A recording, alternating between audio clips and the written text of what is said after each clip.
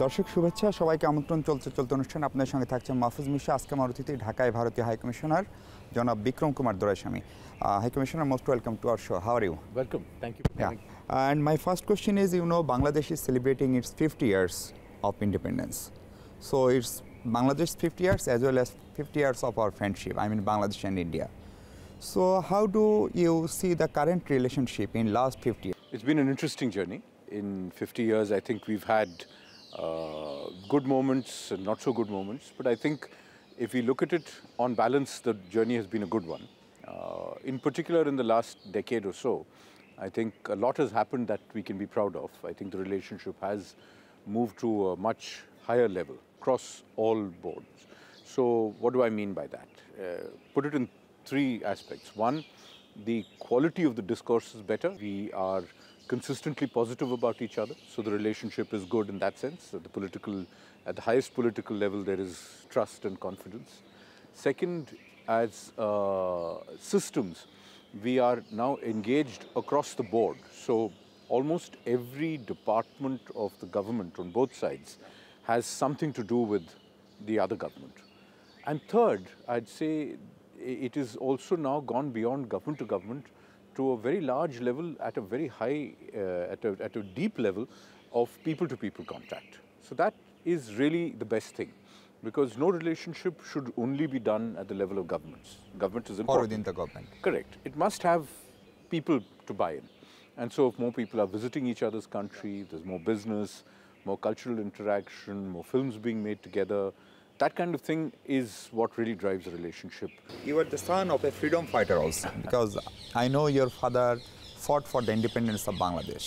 And after almost 49 years, you are here in charge of India, here in Bangladesh. So what kind of feelings that is really?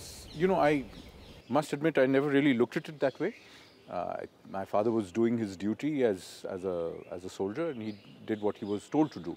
But yes, I mean, it was relevant. I was around in 71. I was young, but 71. I do remember my father going to war, and I remember him coming back from it. The context of what happened in 71 is important for anybody who lived through it, and for those Indians who were fortunate enough to have played whatever small role in supporting the larger people's war that the Bangladesh liberation story is all about. It's always a matter of great pride.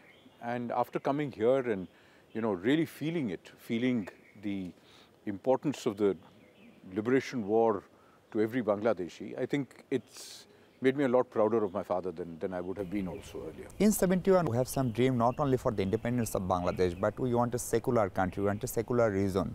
We want a humanitarian region, humanitarian South Asia. If I told you to evaluate how much we can achieve really, both countries. Look, that's fair. South Asia would be a place in which there would be equity, there would be justice, there would be a chance for us as South Asian people to rule our own selves after nearly 200 years of colonial rule. That takes time to achieve. I think we are, of course, by nature, impatient people, human beings. So for us, expecting those realities to come about has been part of our aspiration.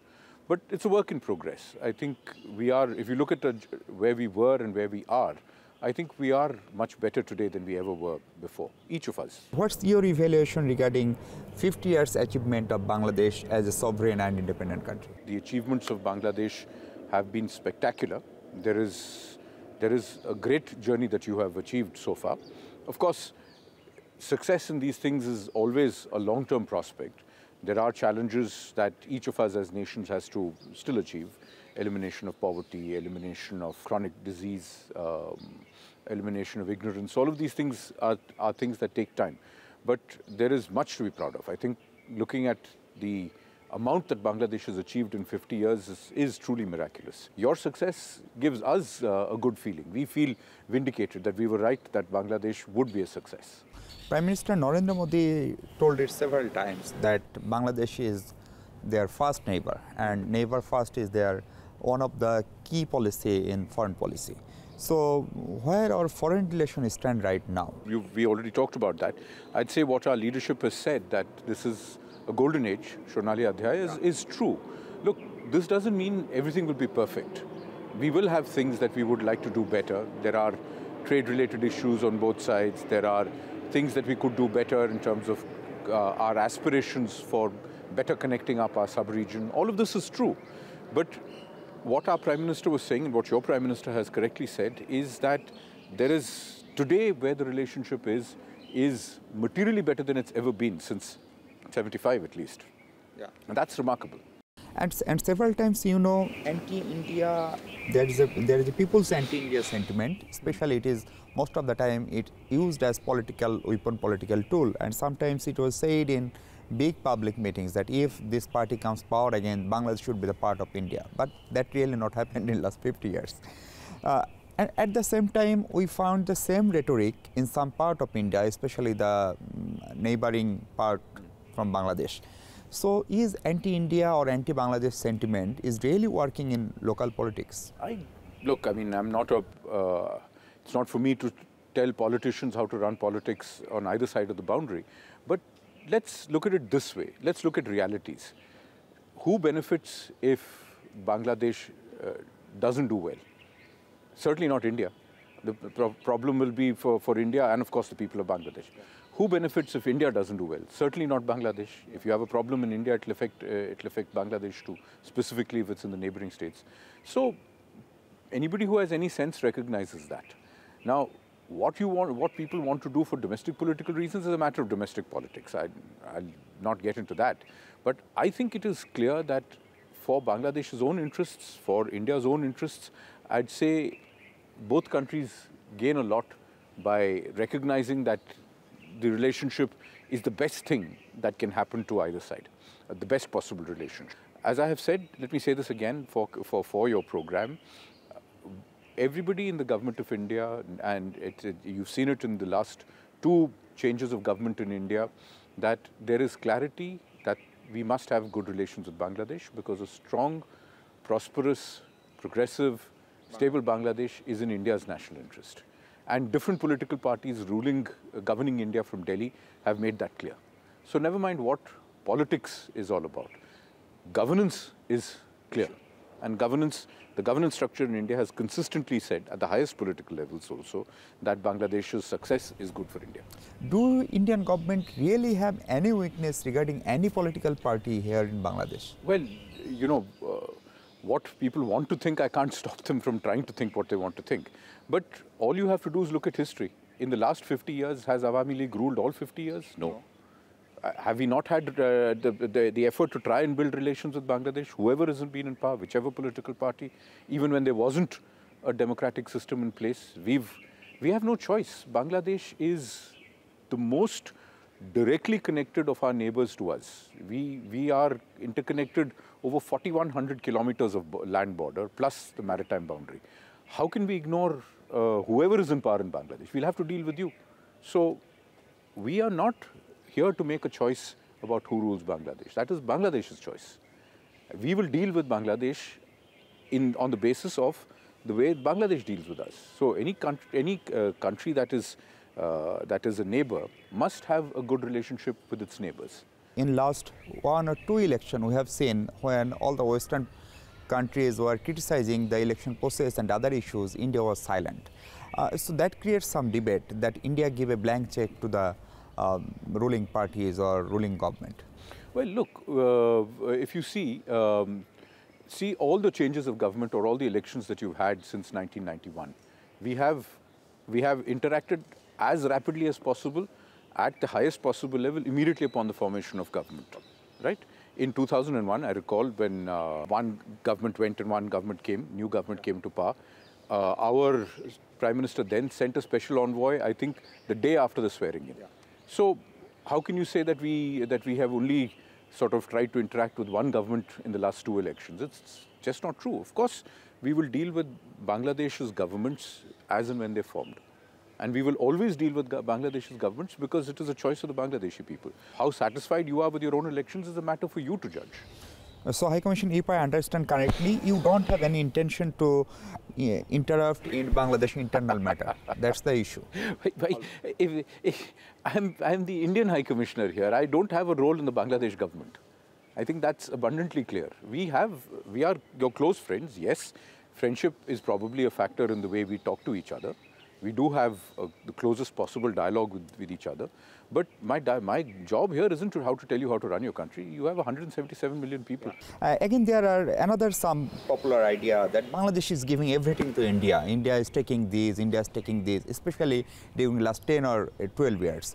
What really India get from Bangladesh in last 10 or 12 years? I just want to know it, but before that I have to take a break. Yes. And I am coming back. দর্শক ছোট্ট একটা বিরতি নিচ্ছি, আমরা কথা বলছি ঢাকার ভারতীয় হাই কমিশনের সঙ্গে, একটু পরে ফিরছি, আমাদের সঙ্গে থাকবেন নিশ্চয়ই।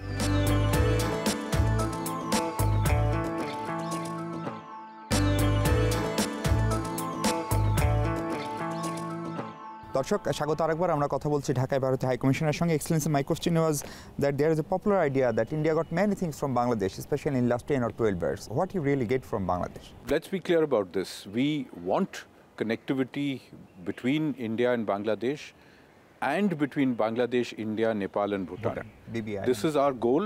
It is the stated goal of both countries. But in reality, quite honestly, in the last 10 years, not much has progressed. We would very much like this to move forward because we think this is good for not just both of us, but also for the sub-region, for Nepal and Bhutan also, if there is more connectivity across the sub-region. But to address this view, lots of people keep saying that transit has happened. People put this on social media that India's got thousands of containers have moved along and there's been no benefit to Bangladesh. Actually, the total number of containers that have moved after the signing of the agreement on the Chittagong and Mongla ports, which was done several years ago, has been a grand total of 4 containers. 4? 4 containers. 1, 2, 3, 4. 4. Okay. So that was experimental. That's it. That's the trial thing. Nothing has happened after that. So what else? What we've got in the last 10 years has been good, strong friendship, and we are deeply grateful. We are happy that our friendship is reciprocated, but friendship is not one-sided. Friendship is both-sided. We have had great cooperation with each other on security, and we appreciate that on both sides. Especially on Seven Sisters. Absolutely. So, and we appreciate that. But to say that this has been one-sided is just not true. That's not happened. Your government, whichever government, has been patriotic and has looked at Bangladesh's interests. And as you should. So too is ours. Our belief, however, is that when both of us benefit, it's a good thing. And if we can increase that, that would always be a good thing. High Commissioner, you were told about people-to-people relationship, and it's increasing definitely. The number of India-going people, the number of visa issue, every indicator shows that how Except much it is COVID. increasing day by day. But still some people thought that you have only political relationship with Awami League. And BNP is a big party, Jatiyo Party is another third largest party, and there are some other leftist and extreme rightist party. Why don't you have visible communication with them? Oh, we do. With every party that's willing to talk to us, we do have. I meet everybody who's willing to talk to me. We've had in our state visits all the opposition or how should I put it, non-Awami League parties that have sought to meet our leadership. We've always arranged meetings for them to interact. Those who've sought to go to India to meet our leadership or to interact, even at the party-to-party level, we've encouraged that. But in last 2 VVIP visit, Prime Minister Narendra Modi on March and your President very recently, we find no meeting with the other political parties, especially the people thinking that India have no meeting with the BNP leaders. We know BNP chairperson is sick, the second mayor is in London, but their party secretary general, other senior members were there. Well, for the Prime Minister's visit, I can tell you that everybody who requested a meeting with the Prime Minister got a meeting with the Prime Minister. The President's visit, as you noticed, this time we came primarily for the 50th anniversary, so we had no other political meetings. So that was the point, and our Foreign Secretary made that point to the press also. But when we've come on up and up bilateral visits, like when Prime Minister Modi came, he had a bilateral segment separately to his visit. When the previous President Pranab Mukherjee came here, he had a full-fledged bilateral visit. We've tried to meet everybody who wanted to meet us. And so, that's the simple reality. If there was a request, we would certainly have put on it. I don't know you'll answer this question or not. Do you have any formal communication with the second largest party, BNP, here in Bangladesh? Formal communication, by that you mean conversation and meetings? And of course, if it's a legitimate political party. They're represented in Parliament. We have contact with them as I'm supposed to do. It's my job here. Definitely. Again, then Bangladesh is progressing, especially on economic aspects, and lot of investment is going on. And you know, China is a big investor here in Bangladesh, and the relation between Dhaka and Beijing is increasing day by day. Sometimes there is a idea that India is not very quote-unquote satisfied about the Bangladesh relation with China. Well, you know, that's something you should ask the people who put those things out in the press. I haven't said a word about it. I've been asked this question repeatedly, and my answer to you remains the same. We judge our relationship with Bangladesh by how you react to us. I mean, obviously, if we see there is warmth and friendship and reciprocity of our friendship, I'm happy. I'm not here to judge your relationship with others and see how it works as far as India is concerned. There is no diminution of space for India in Bangladesh. Rather, we see our relationship growing. So as far as our relationship continues to grow, I'm not here to worry about what other people are doing. Yeah. High Commissioner, recently you must know that Bangladesh got sanctioned from, one of our agency got sanctioned from United States of America. And Bangladesh is trying to keep it off, and they have very good connection with them. But still, India is always in discussion, especially in the Chai Radda and other things. Some people, even those who are in very good connection with government, they said that Bangladesh-China relationship is not good for India, so that's why India have a very good relationship with Washington, and they could make a pressure on Bangladesh. I know these have no evidence really, being a diplomatic course, I don't believe also. But these are the popular people idea. How do we explain it? Look, first of all, somebody has to look at America's size and America's global power. Will America actually do things because one of its countries, no matter how friendly, tells it to do it? I mean, no, obviously not. Second, why would it be in our interest to target those very levers of the Bangladesh police and security establishment that are working on counterterrorism and things like that? Why would it be in our interest? On the other hand, how Bangladesh deals with its own law enforcement mechanisms, whether you're satisfied with how it's run and all that is for you to decide. And your relationship with the US, if this is an issue, it's for you to resolve with the US. We're not here to be intermediaries in that regard. Exactly. Either way. Exactly. At the same time, Bangladesh is suffering from Rohingya crisis, you know, and both are your neighbors, both Myanmar and yes. Bangladesh. And you are doing a lot for the stable Myanmar. I know you are investing there to make it safe, sustainable and everything. But at the same time, Bangladesh is innocent victim. It's more than 1 million people. You also helped us in humanitarian issues. But everybody said Myanmar, international community should have political pressure on Myanmar to get back his own people. Why India is not doing this? We are talking to Myanmar. Every one of our interactions at the highest level includes this element of saying that you must start taking people back. How that happens is a matter that we are not intermediaries in that relationship either. But we fully agree that it is in the interests of Bangladesh, it is in the interests of Myanmar, it is also in our interests. We are the only other country that shares borders with both of you. Both countries. Right? I mean, we are the only 3 countries that have borders with each other. So obviously it's in our interest. Whatever we can do to help facilitate by creating the environment for that, in a positive sense, we are trying to do, as you named, providing humanitarian relief, construction, etc., etc. But at the same time, you know, the Myanmar recent military government, and so there is basically no formal communication on this issue in last 8-9 months or 1 year. Even Bangladesh, China and Myanmar formed a tripartite group. That also not working. I mean, so being a diplomat, what's your assumption? So repatriation is not going to be held very soon. Well, I don't want to speculate about what the future might look like, but look, our foreign secretary went recently to Myanmar. Yeah. And our just messaging, after his Bangladesh absolutely, visit. Our message after his visit to Bangladesh, our messaging remains consistent. We don't believe that the door is shut to a solution at any point of time. It's always possible to talk and to have hope to move towards a solution. You will remember, even in history, we've seen in previous tragic waves of outflow of people from Myanmar in the 70s and early 90s also, irrespective of the form of government in either country, those were addressed. So things can be addressed. It isn't that it can't be addressed because the situation has changed in Myanmar.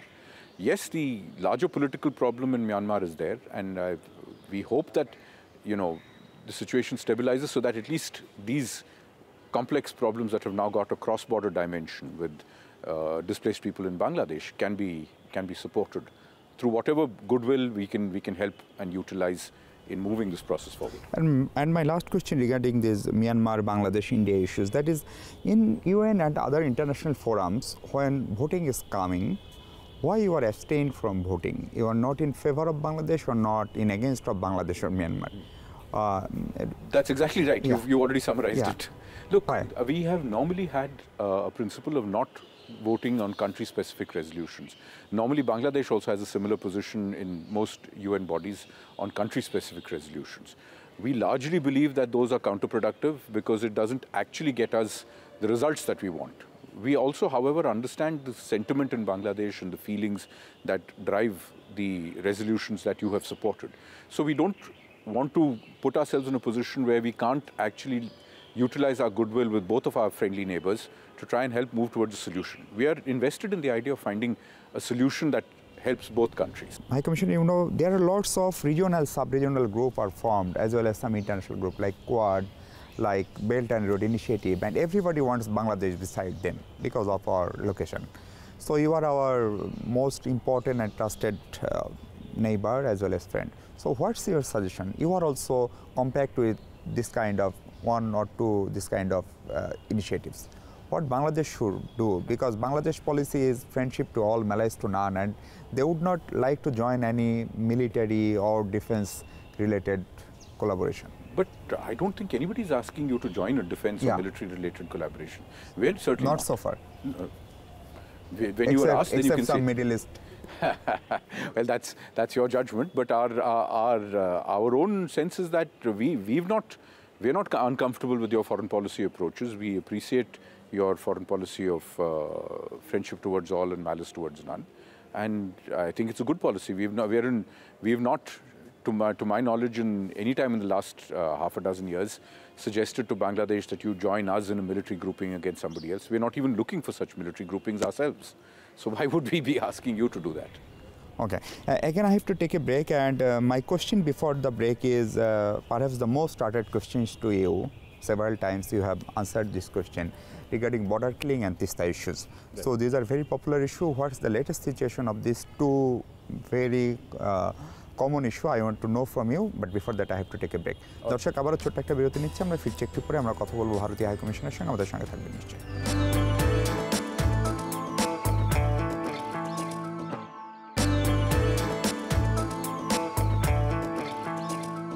দর্শক স্বাগত আরেকবার, যারা এই মুহূর্তে যুক্ত হয়েছেন, এবং ধন্যবাদ যারা তখন সঙ্গে ছিলেন। আমরা কথা বলছি ঢাকায় ভারতীয় হাই কমিশনার বিক্রম কুমার দোরাইসেনের সঙ্গে।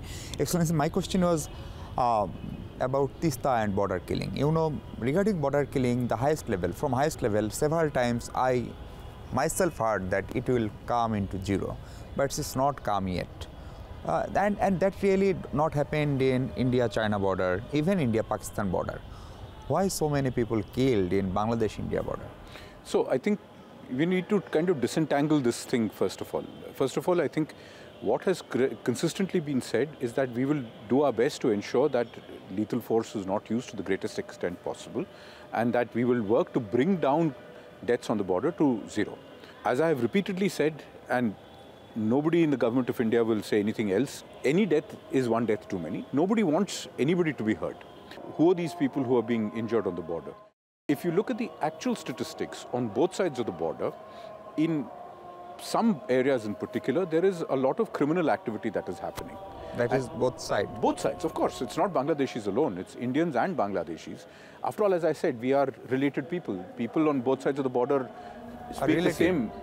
They're actually relatives. In fact, literally relatives. If not cousins and aunts and uncles, but they are, you know... very much connected. They're very much connected. There's long history of living in the same region. So that kind of crime that is happening is accompanied with violence. So this is not non-violent, unarmed people who are peacefully trying to conduct business. It is happening late at night or very early in the morning in the dark hours. It's happening in groups of 20, 30 young men who are forcing smuggling across the border. So there are Indians and Bangladeshis, they congregate in coordinated fashion on the border when the patrolling is not happening, and they cut the border. They either move cattle or drugs across. When they stopped, and typically our patrolling pickets are 4 to 5 people at a time, maybe typically 4, So they then attack them violently. So if you look at the statistics, there is ample proof that this is the truth, because in the statistics of people who've tragically lost their lives in this kind of violence, they are Indians and Bangladeshis almost an even number, which proves the point that it's not selectively violence against Bangladeshis. Second, that the BSF is sustaining significant injuries, cut injuries, with swords or dars, or serious head injuries and things like that with clubs and stuff like that. So, no policing force is going to take its people being attacked. They have the right to defend themselves. And that is all that's happening. There is a graded protocol. They first use stun grenades. They use, which is basically no injury, but it's supposed to at least keep the crowd off. If it doesn't work, they use, because it's dark. Lethal weapon. They use pellet guns. And if that doesn't work, they fire in the air with the lethal weapon. Only when that doesn't work, then they fire at people. But this is happening, as I said, entirely on our side of the border, not on the zero line. Because the fencing is, remember, 150 yards and more inside the Indian territory. So if you're crossing the fence already, then you're well within Indian territory. It's happening in the dark. It's happening with groups that are mixed. So it's Indian and Bangladeshi. Nobody knows which is which. And in the dark, how are we going to tell? But then again, a popular question comes: why only Bangladeshi people are died in the border? That's not true. I'll give you the statistics. If you look at the statistics in the last 10 years, the numbers are almost even. They are every year, right now, in the last year 2021, for the period up to December, I don't have the exact stats that I can quote, but if I remember correctly, it was 11 people from Bangladesh and 9 people from India who were killed. Earlier this past winter, it doesn't get reported here, obviously, because if somebody's dying in India, why would you report it? But there were 2 Indians who were shot dead on the border on that side. There is another thing that people must understand. Not all the violence that happens is at the hands of BSF. There is violence also between criminal groups. Okay. So there are internal clash also. Internal clashes also. There was, for instance, a story of one young Bangladeshi boy who was found, who had succumbed to his injuries, and it was a country-made weapon that had hurt him. Investigation showed that it was villagers on the Indian side who resisted efforts by a group from this side with some of their local Indian partners to try and take betel nuts and things like that. This is somewhere in the Meghalaya side. And in that violence, 2-3 people were injured. One Indian guy was injured and one Bangladeshi guy was injured, and the Bangladeshi guy died finally. Now, look, this is what happens. Why is it uniquely here? This is a border in which people actually live on the border. Unlike, you said, the India-China border. The India-China border goes through some of the most inhospitable parts of the world. There is no settlement on the border. India-Pakistan border is heavily militarized. And even there is violence, but of a different sort. That's actually heavy artillery and people... That is different. A very different kind of thing. This is because there is criminal activity that's happening, which is on both sides. It's not Bangladeshis alone. So there is no way of stopping that? No, there is a way of stopping it. It will require both of us to work together in a more coordinated fashion to increase legal mechanisms for cross-border trade, more border hearts, more regulated border crossings, to jointly work to have more developmental activities on either side of the border, to also run campaigns. Some of your NGOs are doing good campaigns, for instance, on trafficking. Similar things need to be done to tell people, do not engage in this sort of stuff. It is not productive, it is dangerous, it could cost you your life. So people need to understand that. Okay, my question is regarding Tista Treaty. I know and perhaps most of the people know why it's not happened yet. But still the question is when Tista Treaty will sign, as Prime Minister Modi as well as Prime Minister Sheikh Hasina said that it will be signed during their tenure. It was told by your Prime Minister. Look, we ourselves believe that the foundations of a good arrangement are in place. As I repeatedly explained here in Bangladesh, folks have to understand, just as you ask us to understand how your system works, you have to understand how ours works. The Constitution has written certain powers clearly in the favor of states, so we have to bring all stakeholders on board. When we have all stakeholders on board, we will be the happiest to sign this treaty, because look, it does not benefit us not to share water with Bangladesh. And this is not the only river, frankly, in which we have to share water. We are working to improve water sharing across other rivers also. If that could happen soon, you will see that we are sincere about sharing the waters not only of the Tista, but of all other rivers. The other 53 rivers, not counting the Ganges. But from many days, JRC meeting is not happened. Partly because I think there has been this belief that if we don't have outcomes, then we shouldn't have the ministers meet, which I don't fully agree with. But I'm glad that in the last 2 or 3 years we've resumed secretary level meetings. We've had in 2019 and 2021 secretary level JRC meetings, and we're hopeful that in this next few months we'll have the next secretary level JRC meetings as soon as COVID situation gives us a little bit of a respite. Our relation become much wider. Bangladesh is exporting power from India. And inter-country grid is already established. And any update regarding this power trade, as well as Bangladesh want to import hydropower from Nepal as well as Bhutan, but Bangladesh have to use your own land. Yeah. So, any update regarding this power? Well, look, we already have 1160 megawatts of power coming from India into Bangladesh, but something that I think friends here need to remember. There is no more existing transmission capacity to connect both countries. We need more transmission capacity. There isn't currently additional capacity to evacuate power either way, right? I mean, transmission capacity can be used whichever way. Two-way. Once we have the capacity, you will be able to move power from Bhutan or Nepal or wherever you want, and from or to India. So we've been very keen to expand transmission capacity, and we are waiting to move forward on 1 or 2 proposals that are on the table in Bangladesh. If that moves forward, we will have the capacity.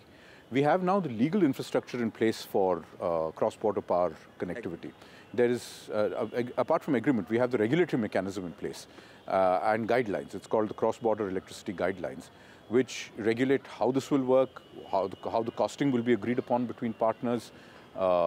It even creates some very sophisticated things like a future market day before, day after, so you can pick and invest in transmission solutions. So there's exciting new business opportunities that can come up for Indian, Bangladeshi, Nepalese and Bhutanese companies also to look at the power universe in the region, electric power universe.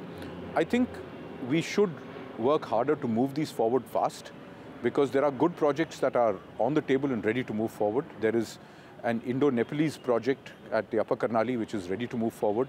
As soon as the power purchase agreement with Bangladesh can be finalized, we believe that will be bankable, and then we'll of course need to look for infrastructure. High Commissioner, we have some common challenges for communalism, terrorism, extremism. These are common problems. And what you really think, what are the priority issues? What should be the more priority issues between our two friendly countries? On this particular set of issues? Well, I'd say the most important issue is we need to figure out,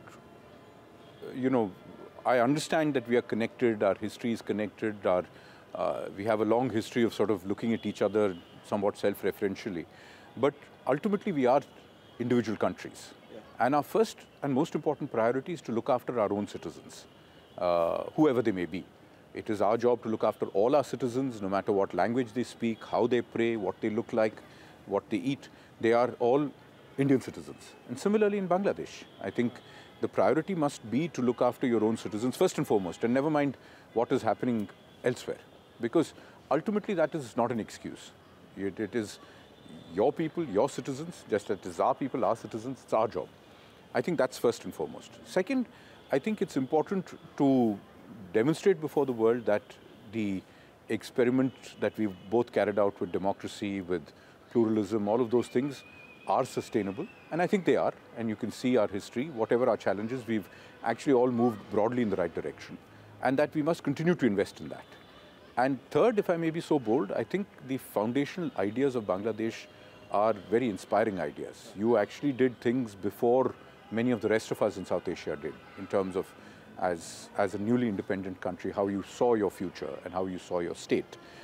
I would say ensuring that younger generation of people, not just in Bangladesh, but across the region, understand why Bangladesh's founding ideology was so unique.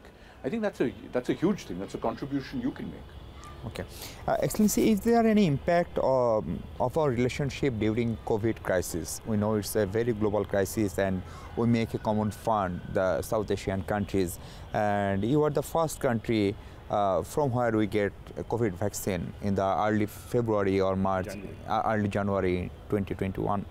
But after that, due to the bad situation all over the country, especially the infection rate was very high in India, you don't give us the proposed vaccine or signed vaccine yet. But that creates some people's perception here that India is not giving us vaccine. On the same time, the situation of China was good and they can send us, they sell us huge number of vaccine.